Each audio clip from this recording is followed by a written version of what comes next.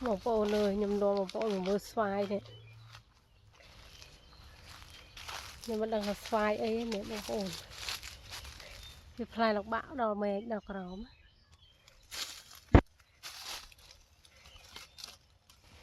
người cao mẹ một bộ nơi này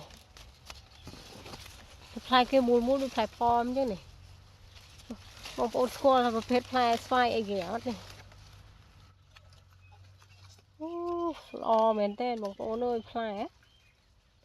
cạch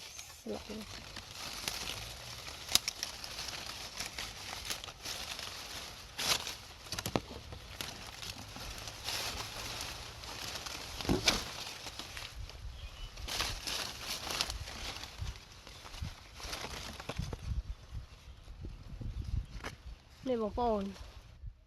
một xoài lại cái lo nhà này chứ đây này cái scom thì lại cái lũ phải bom lại thầm thốc mà hay mơ phải là bạn mẹ đọc rồi mẹ không cười phải là bạn mẹ